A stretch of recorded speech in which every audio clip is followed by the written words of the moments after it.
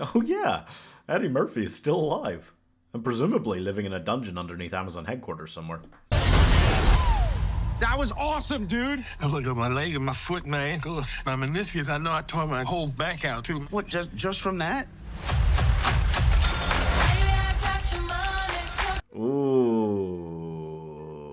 Pete Davidson and Eddie Murphy as a mismatched comedic partner cop duo type thing. Yeah.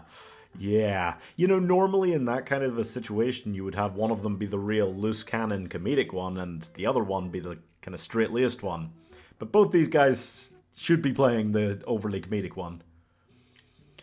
So they've instead had to get 64-year-old Eddie Murphy to be the more action-oriented, straight-laced guy.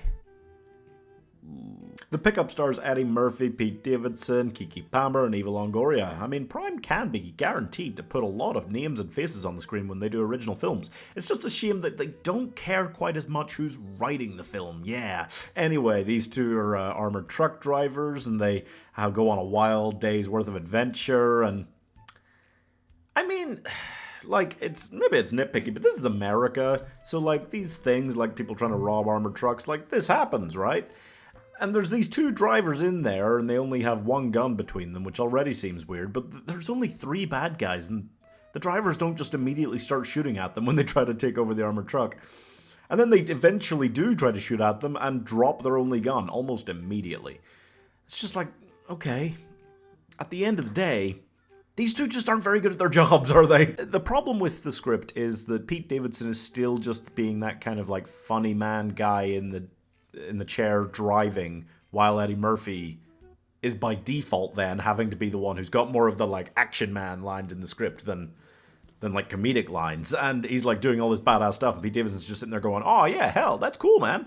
And I'm just sitting here wondering like, When did they decide to put these two together for this? Because if it was like an outright crazy comedy where they're both just lunatics, sure. But it's not. It's not. Honestly, it's more of an action film than a comedic one. It sways more that direction. Just naturally, because the script, you know, the entire idea behind it being these people are trying to take over your armored truck, like, that's quite action-oriented. It's always going to be.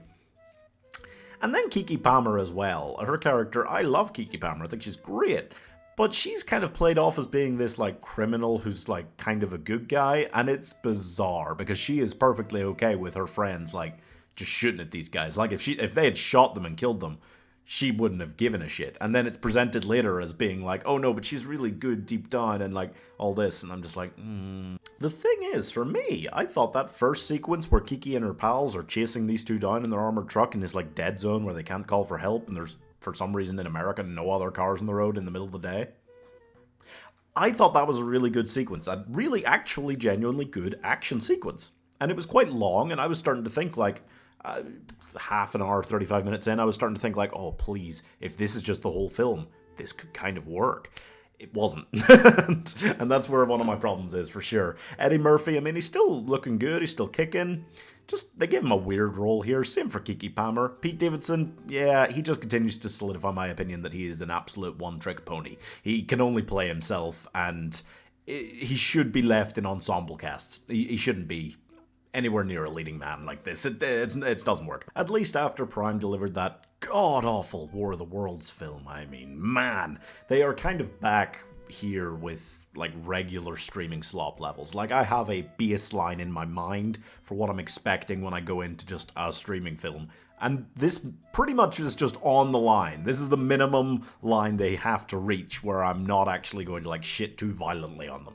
And it does have one really good action sequence, some others that are just a bit dull, a bit boring, a bit phoned in. And my problem with it is that they hired a cast to do a comedy and then tried to make them be in an action film. You know, they were trying to fit, like, circles into square holes.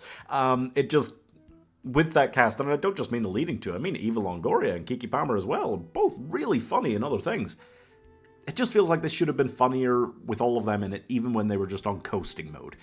So it's a reasonable kind of streaming level action film that just should have been a lot better, because it should have been a lot funnier with the good action in there as well, you know? Bit disappointing. And also Pete Davidson has the acting range of a goldfish. I just keep him away. Just don't let him in big films, seriously. I'm giving Go In With Your Brain fully turned off, all the way, 100%. 2.5 stars.